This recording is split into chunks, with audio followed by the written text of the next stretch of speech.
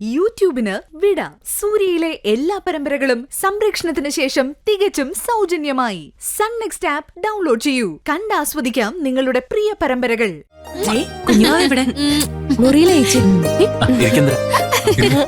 ആദ്യം മോനെ കാണാൻ ഇന്ദ്രേട്ടാ. ശരി പോരാ.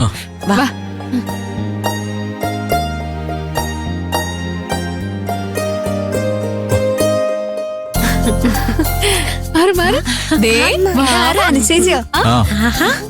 ഇന്ന് കോളേജിൽ പോയില്ല മഞ്ചാടി? ഇന്ന് എല്ലാരും ഇവിടെ കാണുന്ന എനിക്കറിയാം.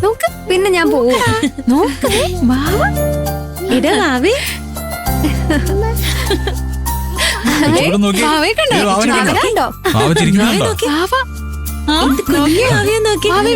നോട്ടം മൊത്തം ലച്ചൂട്ടി, നിന്റെ അനിയൻകുട്ടിനെ ഇഷ്ടായോ നിനക്ക്? നിന്റെ അനിയനാ? ഇപ്പൊ ചീർച്ചേച്ചും കൂടെ ഇവിടെ ഉണ്ടാവണമായിരുന്നു. എന്നാ അച്ഛന്റെ 5 മക്കളും അവരുടെ 5 മക്കളും. അതൊരു രസമായിരുന്നു.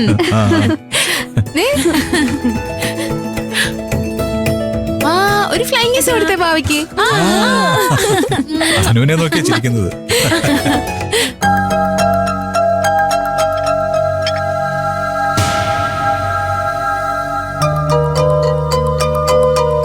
നിന്നോട് പോലും ഒരു വാക്ക് പറയാതെ അവൻ എവിടെ പോയതാ? അവന്റെ മനസ്സിൽ ഇനി എന്താ? അവന്റെ മനസ്സിൽ എന്താണെന്ന് സച്ചേട്ടന് അറിയില്ലേ? മാഷിന്റെ മകളെ ഗോകുൽ എന്തുമാത്രം ഇഷ്ടപ്പെടുന്നുണ്ടെന്ന് ഹേമന്ത് കൂടി പറഞ്ഞതോടെ സച്ചേട്ടന് മനസ്സിലായില്ലേ? ആ ബന്ധം നടക്കില്ലെന്ന് അറിഞ്ഞിട്ടും ഏട്ടന് അതിന്ന് പിന്മാറാൻ കഴിയാത്തത് എന്താണെന്നാ അച്ഛൻ ചോദിക്കുന്നത്. അതെ, ആ കുട്ടിക്കും അവളുടെ വീട്ടുകാർക്കും അവനെ താല്പര്യമില്ലെങ്കിൽ പിന്നെ അങ്ങനെയുള്ളൊരാഗ്രഹം അവന്റെ മനസ്സിൽ നിന്ന് തുടച്ചു മാറ്റാൻ കഴിയേണ്ടതല്ലേ? ഷെടാ, ഇന്നത്തെ ചെറുപ്പക്കാരൊക്കെ അങ്ങനെയല്ലേ? എനിക്ക് തോന്നുന്നത് ഒരു സാധാരണ കുടുംബത്തിലെ കുട്ടിയെ സ്നേഹിച്ചിട്ട് അവൾ പോലും തന്നെ വേണ്ടാന്ന് വെച്ചല്ലോ എന്ന നിരാശയില ഗോകുലെന്നാണ്. ശരിയായിരിക്കും. അവന്റെ അച്ഛന് കോടികളുടെ സമ്പാദ്യം ഉണ്ടായിട്ടെന്താ? മകൻ ആഗ്രഹിച്ചൊരു കുട്ടിയെ അവന് കല്യാണം കഴിച്ചു കൊടുക്കാൻ പറ്റുന്നില്ലല്ലോ. അത് അച്ഛന്റെ കുറ്റമാണോ അമ്മേ? സമ്പത്ത് നോക്കി പെണ്ണിനെ കല്യാണം കഴിച്ചു കൊടുക്കുന്ന രീതിയൊന്നും ഇപ്പൊ ഇല്ല. സാവിത്രി അവളുടെ വിഷമം കൊണ്ട് പറയുന്നല്ലേ മോളെ. എല്ലാം ശരിയാവും സാവിത്രി. കുറച്ചു ദിവസം മാറി എന്ന് മനസ്സൊക്കെ നേരെയാവുമ്പോ ഗോകുല് പുതിയൊരാളായി തിരിച്ചു വരും. അതെ, എന്റെയും പ്രതീക്ഷ അത് തന്നെയാണ്. അവൻ ഫോൺ ഉപേക്ഷിച്ചുകൊണ്ട് ഒന്ന് വിളിച്ചു ചോദിക്കാൻ പോലും പറ്റണില്ല. ഹേമന്ത്, എന്റെയും ടെൻഷൻ അതാ. എവിടെയുണ്ടെങ്കിലും ഒന്ന് അറിഞ്ഞാ മതിയായിരുന്നു. ഞാൻ ഗൂഗിളിന്റെ പഴയ കമ്പനിക്കാരൊക്കെ ഒന്ന് വിളിച്ചു നോക്കാം. അവൻ എവിടെയാണെന്ന് നമുക്ക് ഉടനെ കണ്ടുപിടിക്കാം. ജ്യൂസ് കഴിച്ചില്ലല്ലോ.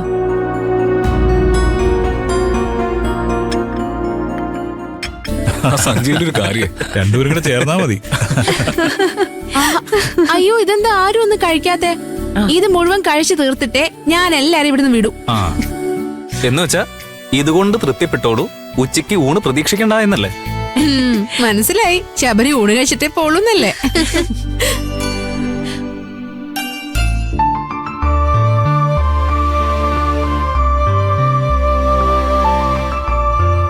ശബരി മാത്രമല്ല, ഇന്ദ്രനും അനു ഇന്നിവിടുന്ന് ഊണ് കഴിച്ചിട്ടേ പോവുള്ളൂ. അയ്യോ, അത് എന്തായാലും നിങ്ങൾ വന്നില്ല ഇന്ദ്ര. ഒത്തിരി നാളുകൾക്ക് ശേഷമാ ഇങ്ങനൊരു സന്തോഷമുള്ള ദിവസം കിട്ടിയത്. ഇന്ന് ഇവിടുന്ന് എല്ലാവർക്കും ഊണ് കഴിക്കാം.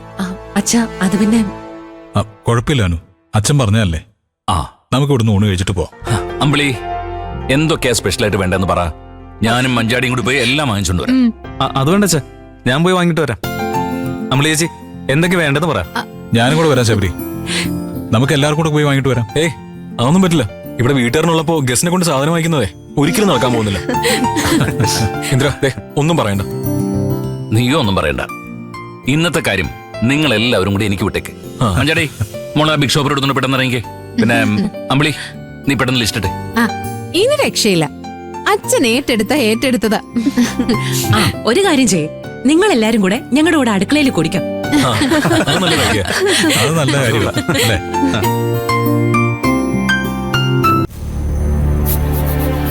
മോനെ ഹേമന്തേ, നീ എങ്ങനെയെങ്കിലും ഗോകുലിനെ കണ്ടുപിടിച്ച് ഞങ്ങളുടെ സങ്കടം അവനെ ഒന്ന് അറിയിക്കണം. അറിയിക്കാം ആന്റി. നമുക്ക് അവനെ തിരിച്ചു കൊണ്ടുവരാം. ആന്റി വിഷമിക്കാതിരിക്കും. പോയിട്ട് വരാം. ശരി ആന്റി ശരി. ആ ശരി.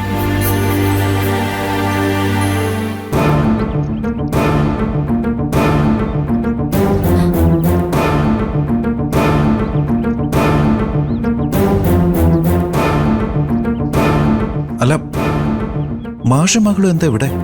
അത് ഇവരാണ് മുകളിലെ താമസക്കാര്.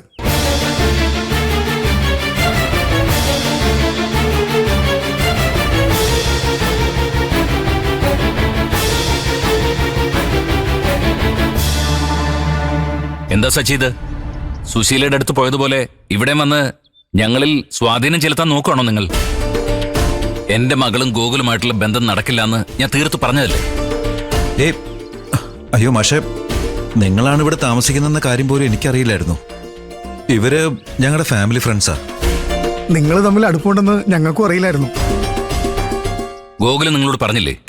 ഇല്ല, അവനൊന്നും പറഞ്ഞിട്ടില്ല. അവന് മഞ്ചാടിയെ ഇഷ്ടമാണെന്ന് മാത്രം പറഞ്ഞിരുന്നു. അതെ, അവനത് മനഃപൂർവ്വം പറയാതിരുന്നതാവും മാഷെ. മുകൾ നിലയിലെ പുതിയ താമസക്കാരുടെ ഡീറ്റെയിൽസ് എനിക്കും തന്നിട്ടില്ല. പിന്നെ പ്രമീളയും ഹേമന്തും നല്ലൊരു ഫാമിലിക്കായിരിക്കും മുകളിലത്തെ നില നൽകുക എന്നറിയായിരുന്നു. അതുകൊണ്ട് ഞാനും കൂടുതൽ അന്വേഷിച്ചില്ല. അപ്പോ ഈ വീടും പുരയിടവും സച്ചിദാനന്ദന്റേതാണോ? അതെ മാഷെ. പ്രമീളയും മകനും വർഷങ്ങളായി ഇവിടെ തന്നെയാണ് താമസം. മുകൾ നിലയിലെ താമസക്കാർ കൂടെ കൂടെ മാറാറുമുണ്ട്. കുറച്ചു കാലമായിട്ട് റെന്റ് വാങ്ങിക്കുന്നതെല്ലാം ഗോകുല് തന്നെയാണ്. അതുകൊണ്ടാ മാഷ് വീട് വാടകയ്ക്കെടുത്ത കാര്യം ഞാൻ അറിയാതെ പോയത്. പിന്നെ അവനിപ്പോ നാട്ടിലില്ല. അവന് എങ്ങോട്ട് പോയിന്നോ ഇപ്പം എവിടെയാണെന്ന് പോലും അറിയില്ല. അതുകൊണ്ട് അവനെക്കുറിച്ച് എന്തെങ്കിലും വിവരമുണ്ടോ എന്ന് ഹേമന്തിനോട് ചോദിക്കാനാ ഇങ്ങോട്ട് ഞങ്ങളിപ്പോ വന്നത്. ഗോകുൽ നാട് വിട്ടു പോകാൻ എന്താ കാരണം? അത് മാഷിനും മകൾക്കും അവനെ ഉൾക്കൊള്ളാൻ പറ്റാഞ്ഞത് അവനങ്ങോട്ട് സഹിക്കാനായില്ലെന്ന് തോന്നുന്നു.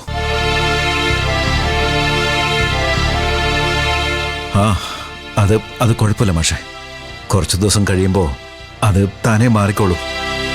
പിന്നെ ഇപ്പോഴത്തെ ഒരു പ്രശ്നം എന്താന്ന് വെച്ചാൽ അവൻ ഫോൺ ഉപയോഗിക്കുന്നില്ല. അതുകൊണ്ട് ഞങ്ങൾക്ക് അന്വേഷിച്ച് കണ്ടുപിടിക്കാനും പറ്റുന്നില്ല.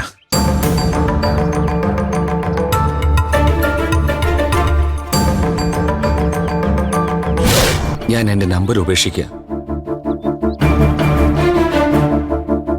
ഞാൻ എവിടെ എന്താ എന്നൊന്നും ആരും അറിയണ്ട.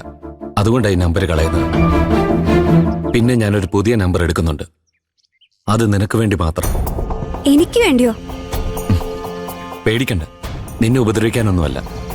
ആ നമ്പറിൽ നിന്ന് ഒരിക്കലും വിളിക്കില്ല. ഞാൻ നമ്പർ എടുത്തതിന് ശേഷം ഒരു മെസ്സേജ് അയച്ചു തരാം. എന്നെങ്കിലും എന്നെയും എന്റെ സ്നേഹത്തെയും തിരിച്ചറിഞ്ഞ നീ വിളിക്കണം. മഞ്ചാടിയെ ഏട്ടൻ പിന്നീട് വിളിക്കോ മറ്റോ ചെയ്തോ? ഇല്ല, പക്ഷേ പുതിയൊരു ഫോൺ നമ്പർ എനിക്ക് മെസ്സേജ് ചെയ്തിരുന്നു. എന്തെങ്കിലും വിളിക്കാൻ തോന്നിയാ വിളിക്കണമെന്ന് പറഞ്ഞ മെസ്സേജ് ചെയ്ത്. ആ നമ്പർ മോളുടെ കയ്യിലുണ്ടോ? ഇല്ല ആന്റി, ഞാനത് അപ്പോഴേ ഡിലീറ്റ് ചെയ്തു. വിഷമിക്കണ്ട, ഗോകുല് തിരിച്ചു വരും. ഇതൊക്കെ പ്രായത്തിന്റെ ഓരോരോ എടുത്തിയാട്ടങ്ങളാ. ദൈവം അവന് നല്ല ബുദ്ധി കാണിച്ചു കൊടുത്തോളും.